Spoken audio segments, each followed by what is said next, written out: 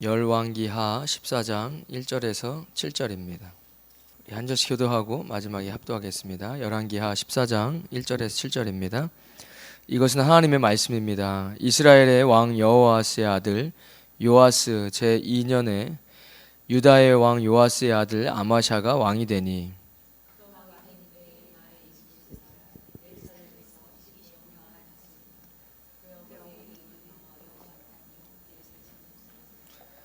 아마샤가 여호와 보시기에 정직히 행하였으나 그의 조상 다윗과는 같지 아니하였으며 그의 아버지 요아스가 행한 대로 다 행하였어도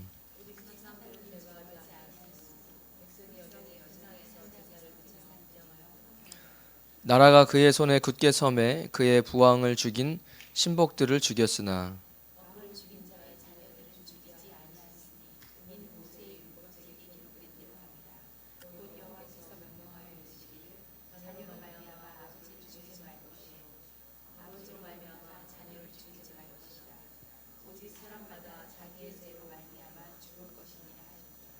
아마샤가 소금 골짜기에서 에돔 사람 10,000명을 죽이고 또 전쟁을 하여 셀라를 취하고 이름을 욕드엘이라 하였더니 오늘까지 그러하니라. 아멘. 엘리야와 엘리사가 죽고 나서 북왕국의 왕이랑 남유다의 왕을 왔다 갔다 하면서 열왕기서는 이야기하고 있습니다. 특별히 유다의 왕을 다룰 때는 역대서에서 조금 더 분량을 많이 다루고 있어서 그렇게 왔다 갔다 좀 확인하시면 좋을 것 같고요.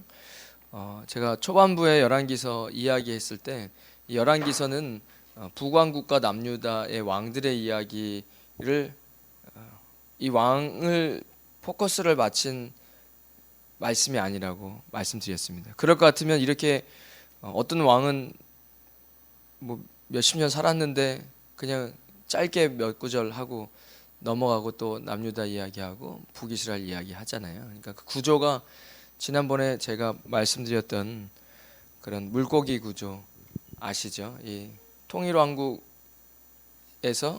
분열왕국으로 북이스라엘, 남유다, 여로보암이랑 르호보암으로 나뉘고 나서부터 이 북이스라엘과 남유다를 왔다 갔다 하되 이 특별히 왜 북이스라엘이 망했는지, 왜 남유다 너희들이 지금 바벨론에 끌려왔는지를 잘 알아야 된다.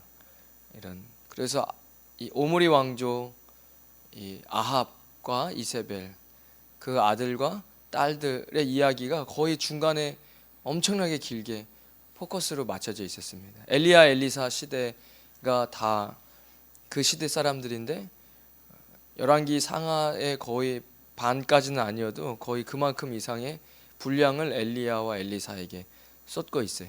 그러면 왕들의 이야기만 하려고 했던 것이라면 그렇게 아합 왕조, 그것도 별로 훌륭한 왕조도 아닌데 이건 마치 이 다윗 이야기에서 제가 다윗은 다른 왕들과 비교할 수 없는 이 샘플로서 하나님께서 다윗 이야기를 성경에 넣어둔 이유가 있는 거예요. 우리에게 다윗과 같이 살라고. 그래 열왕기서는 그런 것입니다. 그래 지금 이제 엘리사가 죽고 나서부터 조금 있으면 북이스라엘 망하거든요. 아예 그 이제 왕조가 끝나버립니다. 그러니까 굉장히 빠른 속도로 왕이 뭐 조금 뭐 일을 했다. 이제 뭐 북왕국에 이런 왕이 있을 때 남유다가 아들이 누가 왕이 돼서 이런 일들을 했다. 그리고 죽었다. 그때 북이스라엘 남유다에 무슨 왕이 있을 때 북이스라엘에 누구의 아들 누가 왕이 되어서 이제 몇 년을 통치했대. 그때 이런 일들이 있었다. 한두 가지 이야기하고 넘어가거든요. 뭐 아무튼 그런 구조로 지금 가고 있습니다. 제가 이제 보면서 그래도 한 사람의 인생인데 그 긴 역사 속에서 우리의 삶을 좀 볼 줄 아셔야 됩니다. 내가 가지고 있는 생각이 정말 맞을까? 그래야 100년도 아직 못 살았는데 지금 몇 장만 지나가면 이제부터 두세 장만 지나가도 막 100년이 훌쩍 금방 넘어가 버리잖아요. 그럼 그 100년이 넘는 시간 동안에 하나님이 몇 마디 하시는 거예요. 그 왕이 평생 왕 치리하고 있을 때, 야, 이런 일이 있었는데, 야, 이거는 별로 좋지 않다. 이거는 괜찮았다. 간단하게 평가하는 것 같지만 제가 그것이 간단하게 보이지 않았어요. 그러면서 우리가 생각하고 있는 생각들이 맞나? 한번 생각해 보셔야 됩니다. 내가 생각하는 도덕과 윤리 이 정도면 잘 사는 거 아닌가? 그 평가를 누가 하는 겁니까? 내가 하는 거예요. 내가 공부했던 도덕책, 수업 시간에 배웠던 도덕책, 뭐 윤리, 또 뉴스 보면 맨날 안 좋은 얘기하니까 야, 어떻게 저런 사람들이 있지? 사기를 치고 그러니까 나는 괜찮은 거예요. 기준점이 있어야 됩니다. 나의 인생을 평가하고 또 내가 살아가야 할 방향을 잡아줄 수 있는 기준점이 있어야 돼요. 뭐든지 있습니다. 모든 사람에게 있어요. 그게 내 경험일 수도 있고요. 또 도덕책일 수도 있고 감명 깊게 봤던 책일 수도 있고 부모님의 영향일 수도 있고, 그죠? 부모님이 이야기한 대로 해서 나는 이 정도면 괜찮은 인생이다. 그럴 수 있어요. 부모님을 보면서 칭찬해줬던 걸 내가 계속 부모님 돌아가셔도 그렇게 행동하고 있으면 내가 지금 칭찬받고 있겠지. 부모님이 칭찬해줬으니까. 거기서 한계죠. 그러니까 사람은 반드시 기준점이 있습니다. 그것을 대부분은 지금은 이제 이 핸드폰과 컴퓨터, TV 이 정도로 이제 보지요. 그 현상과 나를 비교해서 내가 그 사람보다 나으면 난 나은 사람이에요. 의로운 사람이라고 이야기할 수 있는 거예요. 그렇게 되시면 안 되죠. 하나님의 말씀으로 늘 날 비춰보셔야 됩니다. 오늘 이스라엘의 왕 이거 혹시 있으시면 같이 보시면은 훨씬 이해가 좀 빠르실 거예요. 이게 왕들 이름 순서에 좀 맞춰서 또 치리했던 시간에 맞춰서 했던 것이니까 오늘 14장에 보면 유다의 왕 아마샤가 나옵니다. 요아스의 아들이죠. 요아스 기억나시죠? 어린 7살짜리 애 이렇게 아달랴가 다 죽일 때 살아가지고 그 대관식 할 때 제가 귀엽게 이렇게 손 두 손 모으고 있는 아기 그 왕이 있었잖아요. 그 요아스의 평가는 뭐 얼마 전에 제가 설교했던 거니까 성전 보수도 했었고 또 제사장 여호와다가 섭정했었죠. 7살이 왕을 할 수는 없으니까. 그러다가 그 여호와다 제사장이 130세에 죽었는데 죽자마자 변했어요. 그래서 제가 그때 아마 부모님들 이야기 좀 했던 것 같아요. 그래서 그렇게 가르쳐 주던 그 제사장이 죽고 나서 왜 이 요아스는 변했을까? 그때 이제 그동안 잘했는데 그게 제가 두 가지 측면에서 부모님도 잘해야 되지만 자녀도 잘해야 되고 또 부모님의 그늘이 떠나고 났을 때 신앙이 그대로 설 수 있느냐, 그게 참 중요하다고 제가 그 얘기했던 것 같아요. 그래서 여호와다의 힘으로 결국엔 요아스는 그렇게 본다면 그 그늘 안에 있다가 이젠 내가 하고 싶은 대로 좀 살아보자 이러다가 어떻게 죽었죠? 죽었어요. 제가 왜 다시 요아스 얘기를 꺼내냐면 그 아들의 인생과 비슷해요. 아버지와 아들이 요아스가 죽지요. 죽는데 신하들이 반역해가지고 죽습니다. 왜냐면 나중에 변질되고 그래가지고.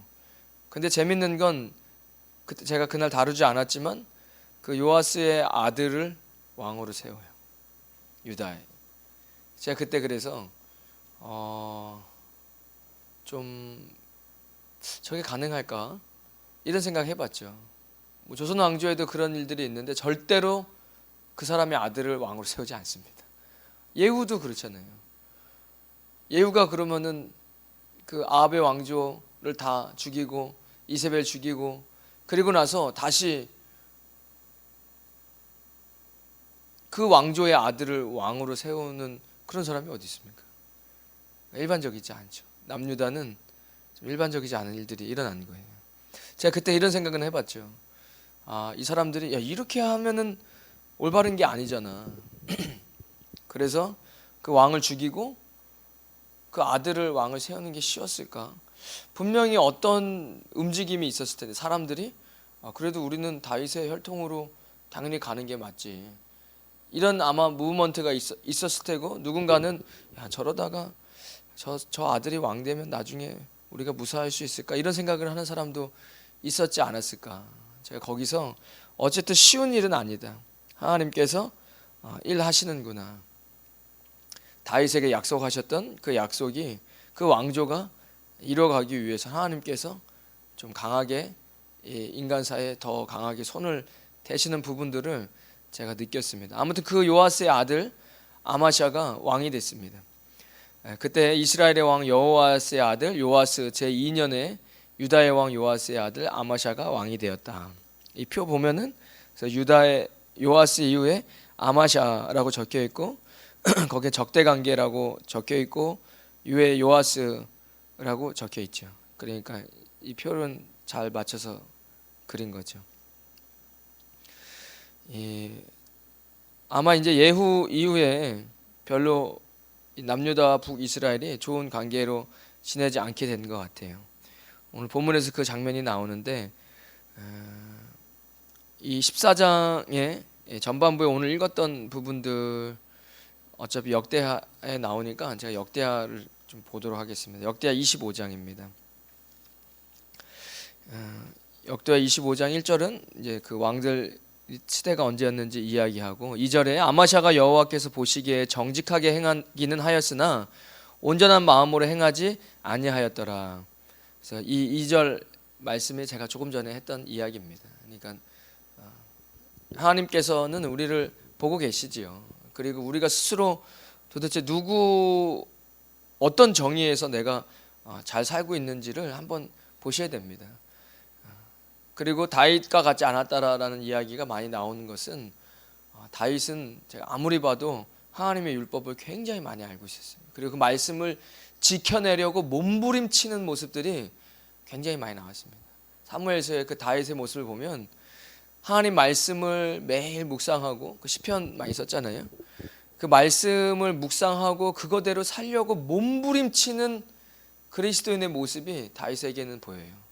그 사무엘서를 잘 읽다 보면은. 그런데 이런 왕들을 평가할 때는 북이스라엘 왕 같을 때는 여로보암의 길을 갔다. 제가 여로보암의 길은 확실히 어떤 지금 우리로 따지자면 교회를 다니고 있지만 온전한 하나님을 믿고 있지 않는 모습, 이런 모습들이라고 말씀드렸습니다. 여호와 보시기에 온전한 마음으로 행하지 아니하였다. 3절에 그의 나라가 굳게 섬에 그의 부왕을 죽인 신하들을 죽였다. 결국에는 아버지를 죽인 사람을 이 왕이 찾아서 죽였어요. 왜냐하면 본문 자세히 찾아보면 누가 죽였는지 세 사람의 이름을 적어놨거든요. 그래서 어쨌든 죽었습니다. 찾아서. 그들의 자녀들은 4절에 그들의 자녀들은 죽이지 아니하였대요. 원래 보통 옛날에 보면 그 자녀들도 다 멸하죠. 삼족을 멸하죠. 그때 그 일했던 거사를 치렀던 그 사람들 나이가 좀 있을 테니까 그 사람 죽이고, 그 사람 아들이 보통 다음 왕자가 왕이 됐을 때 나이가 비슷할 때 그 왕 죽이고, 그 자녀 죽이고, 그 자녀가 가지고 키우고 있는 이제 아이들이 뭐 한 중학생쯤 됐을 거 아닙니까? 초등학생, 중고등학생, 그것까지 죽입니다. 보통 복수를 할 때 보면은 이미 우리 아버지를 공격했던 사람의 자녀들이 이미 활동을 하고 있기 때문에 그 보통 삼족을 멸하잖아요. 근데 율법에 그렇게 하지 말라고 나와 있어요. 그들의 자녀들은 죽이지 아니하였으니 이는 모세의 율법책에 기록된 대로 함이라. 여호와께서 명령하시기를 자녀로 말미암아 아버지를 죽이지 말 것이요 아버지로 말미암아 자녀를 죽이지 말 것이라. 오직 각 사람은 자기의 죄로 말미암아 죽을 것이니라 하셨더라. 5절에 요 5절부터의 일이 열왕기서에는 안 나와 있어요. 그리고 그냥 금방 아마샤는 끝나버립니다. 5절에 아마샤가 유다 사람들을 모으고 그 여러 족속을 따라 천부장들과 백부장들을 세우되 유다와 베냐민을 함께 그리고 20세 이상으로 계수하여 창과 방패를 잡을 수 있는 30만 명. 지금 이제 에돔과의 전쟁이 시작됐는데 북이스라엘과 남유다가 갈라지고 별로 사이가 좋지 않을 때였어요. 그러니까 전쟁이 나서 유대 사람들, 그 지역 또 족속들, 유다 사람들이 이제 싸울 수 있는 사람들 계수해서 한 30만 명. 그리고 6절에 보면 은 100달란트입니다. 작은 돈은 아니에요. 달란트 하나가 수십 킬로 되니까 100달란트로 이스라엘 나라에서 큰 용사라고 적혀 있습니다. 큰 용사 10만 명을 고용하였다. 용병을 쓴 겁니다. 별로 친하지 않을 때 북이스라엘에서 그냥 용사 말고 큰 용사 10만 명, 본인들이 전쟁에 나갈 사람이 30만인데 10만 명이면 큰 수죠. 그런데 100달란트로 고용을 한 거예요. 아마 용병들입니다. 돈으로 막 싸우고 전쟁에서 이런 잘 싸울 수 있는 사람들을. 그때 7절에 어떤 하나님의 사람이 아마샤에게 나와서 이르되 왕이여 이스라엘 군대를 왕과 함께 가게 하지 마옵소서. 이스라엘 군대 그 용병이랑 같이 나가 싸우지 마세요. 얘기하는 거예요. 하나님의 사람이. 여호와께서는 7절입니다. 이스라엘 곧 에브라임 자손과 함께 하지 아니하십니다. 8절에 왕이 만일 가시거든 힘써 싸우소서. 하나님이 왕을 적군 앞에 엎드려지게 하시리이다. 하나님은 능히 돕기도 하시고 능히 패하기도 하시나이다. 아마샤가 하나님의 사람에게 이르되 내가 100달란트를 이스라엘 군대에게 주었는데 어찌할까? 하나님의 사람이 말하되 여호와께서 능히 이보다 많은 것을 왕에게 주실 수 있나이다 하니라. 제가 이 전쟁 열왕기서에는 안 나오고 역대서에만 나와요. 이 전쟁 이야기가. 근데 이상하게 이 전쟁 이야기 하는데 자꾸 비즈니스가 생각이 났어요. 그러니까 우리가 전쟁 시대가 없었잖아요. 한국 전쟁 끝나고 나서 이제 경제 발전을 이루었고, 그래서 어쩌면 우리에게 전쟁이 좀 익숙하지 않을지 모르겠다라는, 그래서 일 수도 있겠다. 어차피 세계의 역사는 전쟁이었고, 그리고 전쟁은 또 있겠죠. 당연하죠. 지금 뭐 계속 뭐 뉴스도 어디 남중국해, 지금 필리핀해에 계속 긴장 고조된다고, 뭐 중국에서 미사일 쏘고, 막 미국에서 지금 항공모함 뭐 몇 개 들어와 있잖아요. 그러니까 전쟁은 당연히 있겠죠. 우리가 전쟁을 실제로 경험한 세대는 아니기 때문에. 그런데 우리의 삶에 그럼 전쟁이 없느냐?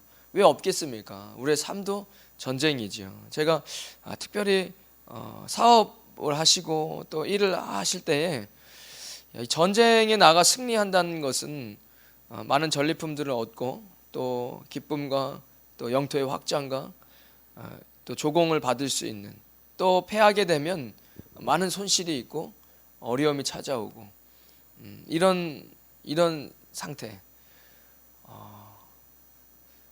이게 참 좀 가슴 아픈 현실 같습니다. 제가 볼 때 결국에는 하나님께서 하나님의 백성들을 돌아오라고 이야기하시는데 듣지 않는 하나님의 백성들에게 주님은 결국에는 하셨던 방법들이 전쟁, 기근, 전염병, 뭐 이런 것들이에요. 농경사의 가뭄, 비가 몇 년씩 안 오는, 경제 활동이 멈춰져 버리는. 그러니까 제가 이런 생각을 하는 거죠. 하나님께서 모든 것을 다 다루신다. 그가 하나님을 섬기지 않는 다른 나라의 이방 국가에 그 왕을 들어서라도 하나님은 이스라엘 백성들을 전쟁을 일으키시는 경우가 많잖아요. 그러니까 제가 바이러스를 누가 만들었든 그 음모를 꾸미는 사람들이 있든 그건 중요한 게 아니에요. 그 수천 년 역사 속에서 하나님 섬기지 않고 사람 괴롭히고 자기가 왕이 되려고 하고 세상 권력을 다 잡으려고 하고 하나님 무시하고 이스라엘 백성들 짓밟으러 왔다가 또 이런 일들이 늘 있었어요. 주님께서 잠시 그들을 통해서 하나님 백성들을 깨닫게 하시려고 제가 고개가 절레절레 흔들어지는 거예요. 결국엔 그렇게 어려웠고 모든 걸 다 잃어버리고 모든 걸 다 잃어버리잖아요. 그리고 나서야 주님 앞에 엎드려서 주님, 저는 부족한 사람입니다. 이게 겸손이 아니라, 부족한 사람이 부족하다고 이야기하는 건 겸손이 아니잖아요. 그렇게 되기까지 어쩌면 하나님 앞에 미리미리 연단받고 어려운 일들이 있었던 것이 더 나을 수도 있겠다. 정신 못 차려서 정말 큰 어려움 속에 빠져버리는 것보다는 그런 생각들을 좀 해봤습니다. 말씀 보면서 하나님이십니다. 하나님. 그러니까 우리가 생각하는 하나님이랑 말씀의 하나님이 좀 다른 거예요. 우리가 생각하는 하나님은 그까짓 거 뭐 내가 말 한마디로 우주도 만들었는데 뭐 그 사람의 인생까짓 거 뭐 그냥 뭐든지 짜잔 초능력으로 짜잔 이렇게 할 것 같은데 우리 생각에는 그렇지가 않은 거예요. 하나님께서는 어떻게든 올바르게 살아갈 수 있게 이야기하고 상황을 만드는데도 사람들은 듣지 않아요. 언제까지일까? 그게 좀 많이 가슴 아팠습니다. 이렇게도 우리는 하나님 앞에 깨닫기 어려운 존재란 말인가? 이렇게 어려워지기 전까지는 당최 하나님의 사람으로 서가기가 어렵단 말인가? 이런 생각밖에 없어요. 결국엔 남는 건 하나님의 열심입니다. 그게 그래도 소망이죠. 뭐 어쩌겠습니까? 안 돼요. 제가 이게 그렇게 될 문제가 아닌가 보다. 이 사람의 이야기를 하고 있는 게 아니라는 걸 제가 어느 순간 깨달았어요. 성경이 사람 얘기를 하고 있지 않아요. 하나님 얘기를 하고 계세요. 여기서 열왕기상하 역대상하에서 그 수많은 왕들의 이야기를 하는데 제가 이제 끝물에 다가오는데 이게 사람 얘기가 아니라는 걸 제가 깨달았어요. 이건 그냥 하나님의 열심입니다. 제가 볼 땐 인간에겐 소망이 없습니다. 우리에게 소망이 없어요. 하나님의 열심으로 여기까지 끌고 왔습니다. 제가 그런 하나님의 열심 아래 그냥 잘 살겠습니다. 주님, 방법이 없어요. 우리에게는 소망이 없습니다. 하나님의 열심밖에는 제가 볼 때는 방법이 없는 것 같아요. 남유다에게도 그렇게 큰 제가 볼 때는 소망이 없어요. 주님이 약속하셨던 다윗을 통해서 하려고 하셨던 그 하나님의 열심과 소망이 아니었으면 이 남유다도 진작에 끝나버려야 할 이 왕조였어요. 그러니까 여러분들 너무 관가하지 마시고 그냥 그 주님의 열심 안에 주님 감사합니다. 저희를 잘 이끌어 주시려고 하는 그 하나님의 열심이 없었다면 지금 이 자리에도 우리가 있을 수 없다는 것을 좀 같이 깨달았으면 좋겠다. 그것만 놓지 않아도 우리가 교만해지지는 않겠다. 불가능입니다. 소망 없습니다. 인간에게. 이 9절에 어쨌든 이 전쟁이 납니다. 제가 이것이 좀 비즈니스 같다. 우리 인생에는 전쟁이 없었으니까 얼마나 어렵습니까? 새로운 사업을 시작할 때 글쎄요, 직원들은 뭐 그게 뭐 어려워. 돈이 있으니까 뭐 큰 사업 하는 거지. 그렇지 않죠. 내가 내 사업을 처음 시작할 때 누가 별 생각 없이 합니까? 이거 잘 안 되면 얼마나 큰 재정적 손실이고 그리고 거기에서 오는 스트레스와 힘듦이 있는 거잖아요. 어쨌든 전쟁에 승리하면 전리품을 얻는 것이고 사업이 잘 되어지면 너무 감사한 것이죠. 그런데 재정이 부족한 거예요. 이거 하면 참 요 사업을 정말 하면 잘 될 것 같은데 준비하다 보니까 재정이 좀 턱없이 부족해요. 근데 누가 투자를 해주겠다는 거예요. 투자를 해준 만큼만 딱 어느 정도 그 이익에 그 사람에게 배당해주면 되니까 이건 참 좋은 기회다라고 생각될 수 있는 것이 있잖아요. 그래서 투자를 받았어요. 그리고 사업을 시작하려고 하는데 하나님께서 마음을 주시는 거예요. 그 돈 빼라. 지금 이제 물론 이거 지금 제가 이제 따로 확대해서 이 말씀이 그 말씀은 아니지만 우리가 그냥 제가 그런 생각이 들었어요. 뭐 우리가 전쟁 아직 한 번도 치러보신 적 없잖아요. 실제로 총 잡고. 그러니까 사업도 전쟁 같잖아요. 실패하면 너무 힘들어요. 또 그거 크게 투자했다가 완전히 폭삭 망하면 그거 다시 회복하기가 뭐 어렵습니다. 그 전쟁은 지금 이 아마샤가 전쟁을 치른다는 것은 즐겁게 했겠습니까? 아싸, 이 전쟁이 막 그냥 즐겁다, 이기면 나는 이제 또 조공받고 좋은 거다, 이렇게만 생각했겠습니까? 두려우니까 지금 자기의 전력이 부족하니까 지금 사이도 좋지 않은 적대 관계에 있는 이스라엘이 돈을 줘가지고 사람들을 돈으로 사가지고 10만 명 용병을 지금 구한 거잖아요. 그런데 하나님 사람이 아니다, 그렇게 하지 마라. 하나님께서 승리케 하실 수 있다. 하나님이 돕기도 하시고 하나님이 패하기도 하시나이다. 8절 후반절에 이게 참 저는 이게 우리의 삶에 정말 이런 생각들이 있을까? 저는 힘들어요.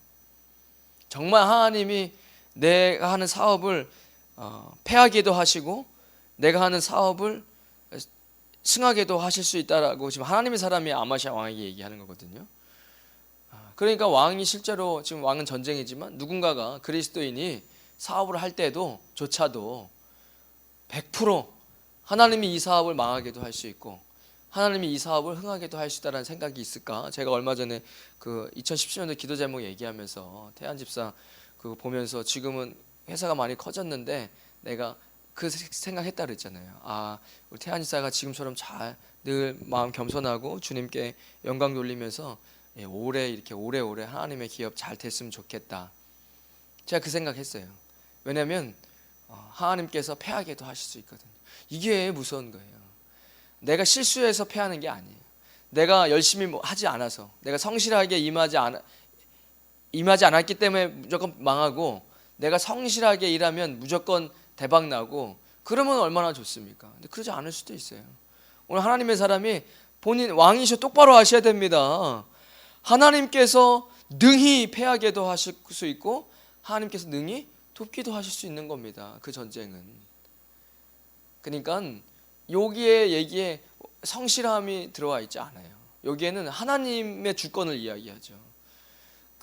성실하고 괜찮은데도 망하게 하실 수 있어요. 하나님께서. 저는 그런 경우도 많이 봤습니다. 잠시는 이해가 안 되죠. 잠시는 이해가 안 돼요. 이 사람이 성실하고 그리고 잘 하나님의 백성으로 사업을 하는데 왜 하나님이 망하게 하십니까? 그거를 우리는 잘 모르는 거예요. 하나님의 계획을. 근데 가끔씩 간증 듣잖아요. 왜 망하게 했을까?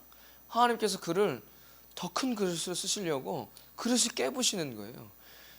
하나님이 계획하신 더 큰 그림 사람을 찾다가 없어 안 되겠다. 우리 이기 집사님 지금 잘 되고 있는데 신앙생활도 잘하고 있는데 지금 더 큰 일을 해야 되는데 사람이 없어. 그러면 이 사람을 찾을 때 그냥 하나님 이 사람을 쓰실 것 같습니까? 절대 그렇지 않습니다. 왜냐하면 그 사람에게 더 큰 것을 줄 만한 그릇이 되지 않아요. 그것을 그 그릇에 하나님이 더 큰 거 줘보면 이거 그릇 인생 망합니다. 인생이 망해요. 그 정도 수준이니까 교만하지 않고 그냥 쭉 잘 나가는데 더 큰 거를 주시려 하면 그 정도 갖고는 안 돼요. 그러면 어려운 일이 와요. 제가 예전에 그 누구죠? 지금 뭐 하시나 모르겠네요. 하도 오래전 간증이라서. 그 월드 트레이드 센터 우리 마닐라에 여기 있고 뉴욕에 있나요? 월드 트레이드 센터 얼마 전 9.11 때 부서지고 다시 세운 있어요. 전 세계마다 유명한 도시에 월드 트레이드 센터가 그 기구입니다. 기구. 거기에 수석 부총재 했잖아요. 한국 사람이 유일하게 아시아 사람 중에. 그때 자기가 유럽 사람이랑 아메리카 사람들이랑 이런 기세 다툼, 세력 다툼 때문에 엉뚱하게 아시아 사람인 자기가 총재가 된 거예요. 부총재죠. 총재는 명예직에서 안 바뀐대요. 누구 죽으셨는지 누군지 한 사람이 계속 하고 실제로 일하는 사람들은 그렇게 바뀌는데 그 자기 아들이랑 어려운 일들이 벌어져요. 그분이 그렇게 하나님 앞에 목숨 걸고 헌신하면서 하는데도 아들이 교통사고 나가지고 트럭 밑에 깔려버렸어요. 바퀴 밑으로. 그래가지고 병원에 가가지고 의사들이 손을 안 대요. 왜냐면 그 손대야 수술해봐야 나는 사람 죽인 의사 될 텐데 그 리스트에 남잖아요. 그래서 원래 무슨 병 때문에 한국 가서 수술하시게 되면은 병원에 요청하세요. 나의 담당 수술하는 의사가 수술 기록 달라고 하면 무조건 줘야 돼요. 그 사람이 총 몇 번 수술했고 그 수술 중에 수술이 잘못돼서 완치가 못 돼서 이런 거 다 기록 줘야 돼요. 요구하면. 그거는 신뢰가 아니에요. 원래 해야 되는 겁니다. 그러니까 안 하려고 그러죠. 이미 이게 지금 트럭에 깔려가지고 완전히 끌려가지고 이거 살릴 수가 없는데 막 그런 일들 간증하시더라고요. 그게 그 보통 일입니까? 그 막 헬기 찾아가서 그런 간증을 하시더라고요. 어려운 일들이 늘 있는 거예요. 그 그릇이 다시 하나님 빚으실 때, 그러니까 여러분들 그 사실을 좀 아셔야 됩니다. 어쨌든 이 사업 하는데 투자를 받았어요. 근데 하지 마십시오. 그 투자자 빼십시오. 쉽지는 않죠. 어떻게 받은 투자인데. 전쟁에서는 사람이 있어야죠. 싸움 잘하는 사람이 갑이죠. 전쟁에 지금 현대전에서는 좋은 무기가 있는 게 갑인데, 좋은 무기 누가 빌려주는 대신 렌트비 내라 그러는데 그거 쓰지 말라 그러면 얼마나 전쟁에 두렵겠습니까? 9절에 내 이미 돈 줬는데 이스라엘 군대에 근데 그 하나님의 사람이 여호와께서 능히 이보다 많은 것을 왕에게 줄 수 있습니다. 그 대답은 나 벌써 100달란트를 썼는데 이거 돈 너무 아깝다라는 얘기죠. 이미 돈 줬는데 이거 너무 아까운 거 아니냐. 그래 9절에 하나님의 사람이 여호와께서 능히 이보다 많은 것을 왕에게 줄 수 있습니다. 돈 아깝죠. 돈이 어떻게 안 아깝습니까? 돈이 아깝죠. 그 돈을 그냥 버려야 되는데. 그때 하나님의 사람이 아니요 왕이시여 사장님 하나님께서 그거보다 더 많은 돈을 주실 수 있다니까요. 지금 그 얘기를 하는 거잖아요. 만약에 사업에 빗대서 한다면. 아마샤가 이에 에브라임에서 자기에게 온 군대를 나누어 그들의 고향으로 돌아가게 하였더니 그 무리가 유다 사람에게 심히 노하여 분연히 고향으로 돌아갔더라. 이스라엘 그 용병들이 굉장히 열받아서 이제 고향으로 돌아갔다. 그러니까 아마 돈을 줬는데 왜 열받았을까? 아마 무슨 계약이 있었겠죠. 전쟁에서 승리하면 그 전리품의 이 돈은 돈대로 주고 그리고 전리품도 가질 수 있다라고 생각했는데 이제 뭐 어쨌든 좀 계약이 위반된 것이니까 뭐 분하해서 돌아갔다 이렇게 이야기합니다. 하나님께서 주시는 물질이 있습니다. 그리고 그 물질을 여러분 좀 태어나실 필요가 있다고 생각이 돼요. 어쨌든 이 전쟁은 승리합니다. 아마시 하나님께서 그렇게 도와주셔서 용병 없이 13절에 물건을 많이 노력하였다. 약탈하고 죽이고 그리고 승리했습니다. 14절에 아마샤가 에돔 사람들을 죽이고 돌아올 때에 세일 자손의 신들을 가져와서 자기의 신으로 세우고 그것들 앞에 경배하며 분향한지라. 제가 뭐 그 뒤 얘기는 그냥 이거예요. 그래서 아니 이게 무슨 지금 전쟁에서 졌어요. 근데 그 진 나라의 우상을 가지고 와서 그 신에게 경배하는 모습은 이게 도대체 어떻게 이렇게 순식간에 사람이 변할 수 있을까? 근데 제가 왜 비즈니스를 여기다 갖다 붙였을까 생각해 보면 갑자기 대박난 사람이 갑자기 교회로 안 나온 사람이 있어요. 어떻게 저럴 수가 있지 싶을 만큼 사업이 지질이 고생하고 너무 고생해서 하나님 했는데 갑자기 대박 났어요. 딱 그날부터 교회 안 나와요. 이런 사람들이 많이 봤다니까요. 제가 한국교회에 있을 때도 제가 그 생각이 나가지고 야 이럴 수도 있지. 처음에 이럴 수가 있을까 하다가 사람은 이럴 수 있지. 이런 경우를 많이 봐요. 왜 그러냐면 바빠졌대요. 이거 지금 사업이 너무 커져서 돈이 막 수십억 들어오니까 그냥 눈이 뒤집혀져 가지고요. 바빠가지고 지금 조금만 더 뛰면 또 하나 계약해서 그 라인으로 파이프 라인으로 또 수억이 들어오니까 완전히 그냥 눈이 뒤집어져요. 교회 안 나와요 그 다음부터. 제가 이러는 경우도 있지. 이 아마샤가 그랬구나. 그냥 전쟁에 승리하자마자 그 우상에게 절하는 경배하고 분향하는 하나님께 예배하는 것도 부족해서 이렇게 보면 우리가 야 이게 아마샤 이게 말이 돼 이렇게 되는데 제가 이 경제적인 걸로 얘기를 하면 이해가 돼요. 충분히. 바빠서 주일날 하루 또 4주 일하면 또 돈이 들어오는데 그거 쉬운 일 아닙니다. 이 아마샤 볼 때는 이게 정신 나갔네라고 생각할 수 있지만 실제 우리가 사는 이 시대에도 이 아마샤 같은 크리스찬들이 얼마나 많은지 몰라요. 그러므로 여호와께서 15절에 진노하사 한 선지자를 그에게 보내시니 그가 이르되 저 백성의 신들이 그들의 백성을 왕의 손에서 능히 구원하지도 못하였는데 왕은 어찌하여 그 신들에게 구하나이까?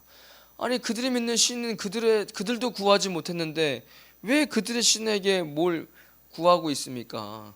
16절에 선지자가 아직 그에게 말할 때 왕이 그에게 이르되 우리가 너를 왕의 모사로 삼았느냐? 그치라. 어찌하여 맞으려 하느냐? 너 그러다 왜 맞으려고 까부냐? 하니 선지자가 그치며 이르되 왕이 이 일을 행하고 나의 경고를 듣지 아니하니 하나님이 왕을 멸하시기로 작정하신 줄 아노라 하고 분명히 도망갔을 거예요. 제가 보여줘요. 너 까불어 한마디만 더 하면 맞을 줄 알아. 그러니까 마지막으로 하나님이 당신 멸하기로 작정했습니다 하고 분명히 갔을 거예요. 때리려고 했으니까. 제가 여기서 야 우리가 너를 왕의 모사로 삼았느냐 이럴 때 왕의 옆에 기생충이 붙었네. 제가 이렇게 생각했습니다. 여러분들 주변에 사람 정리 잘 하셔야 됩니다. 한순간에 어떻게 이렇게 됐지? 뭐 그렇게 될 수 있죠. 돈에 눈이 돌아가면. 그때 그게 분명히 혼자는 아니었을 거라는 생각이 저도 많이 들어요. 옆에 누군가가 부추기는 사람. 돈, 와 최고입니다. 여러분 사람 정리 잘 하셔야 돼요. 주변에 지금 그러잖아요. 16절에 선지자가 그렇게 말할 때 왕이 그에게 이르되 왕이 얘기하면 야 내가 니를 언제 모사로 삼았냐 이래야 되는데 우리가 너를 왕의 모사로 삼았냐 이렇게 제가 왕의 옆에 아주 이런 기생충 같은 야 이제 우리는 대박 났습니다. 이제 지금 바빠 죽겠는데 무슨 교회를 갑니까? 지금 이거 교회 가지 말라고 하는 거 아니잖아요. 이거 하고 이거 해결하고 그리고 가세요. 이런 사람들이 옆에 있는 거예요. 제가 사람 참 중요하다. 나라고 아마샤가 안 될까? 저는 충분히 제가 아마샤가 될 수 있다고 생각해요. 목사인데 목사 중에 교회 안 가는 사람 있습니다. 왜 없습니까? 있어요. 사역하다가 교회 안 져버리고 사역 다 그만두고 교회도 안 가는 전도사들 얼마나 많이 봤는지 몰라요. 저기 우리 동기들 중에서도요. 그게 갑자기 그런 줄 아십니까? 그렇지 않아요. 제가 등록금이 없는 거예요. 그렇게 열심히 공부해서 장학금을 타도 부족한 거예요, 재정이. 그래가지고 제가 노가다를 뛰러 나가야 되겠다라고 생각을 했어요. 제가 하루 하고 그만뒀어요. 이거는 내가 가야 될 아주 곤욕스럽더라고요. 제가 하나님을 멸시하고 있다는 생각이 들었어요. 신학생 신분으로 노가다를 뛰러 하루 갔는데 어차피 1일이에요, 1일. 그 새벽에 나가면은 저기 하는. 근데 하나님을 제가 능멸하고 있다는 생각이 들더라고요.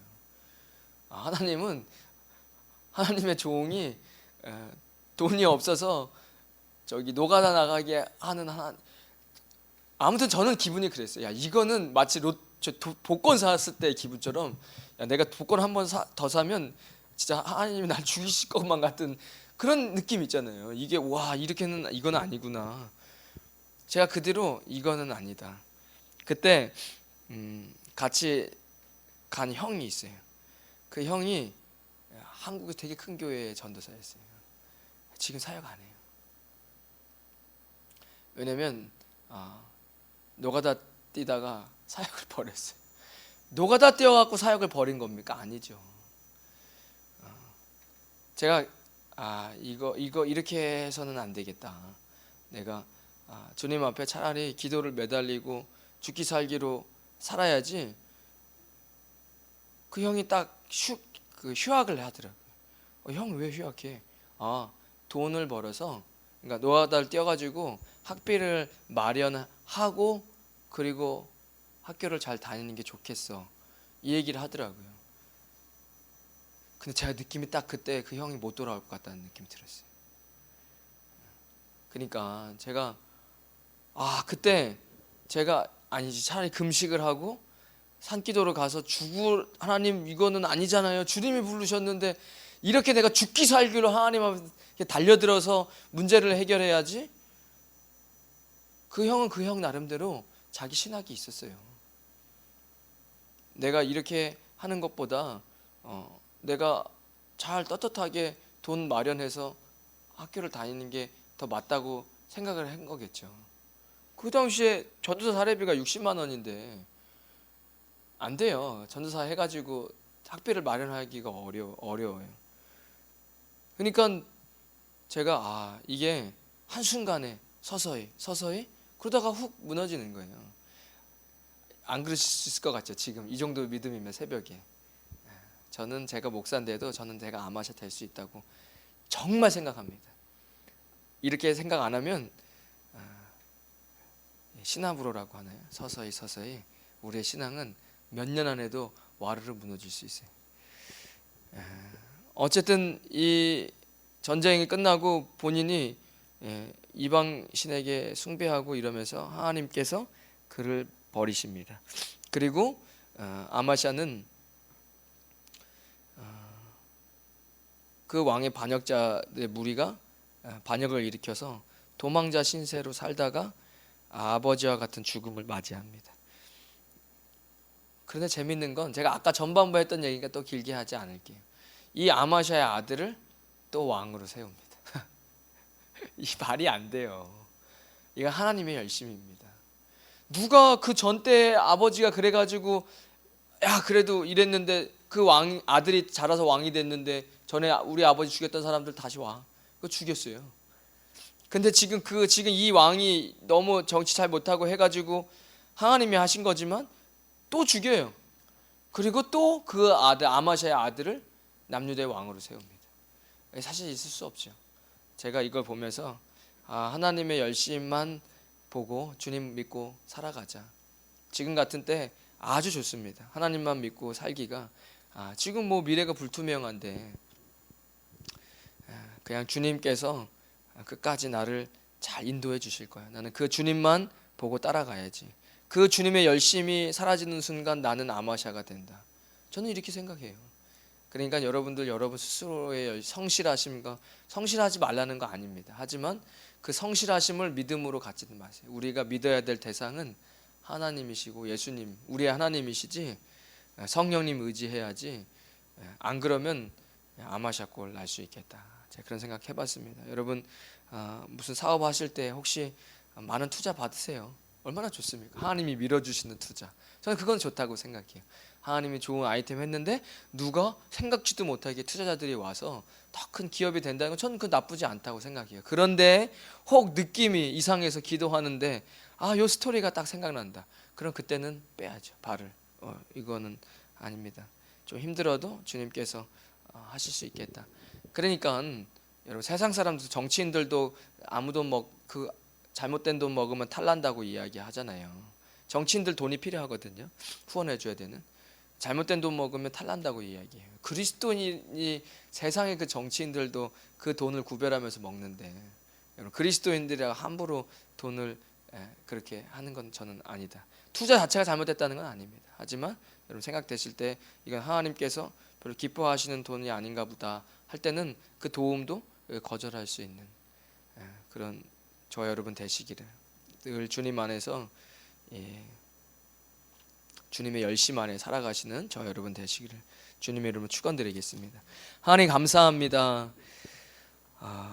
이스라엘과 남유다의 역사를 통해서 하나님이 일하시는을 보게 되어집니다. 하나님 한 사람의 믿음이 있어서 하나님 나라가 계속 이어져 가는 것이 아니라 주님의 열심이 있음을 보게 되어집니다.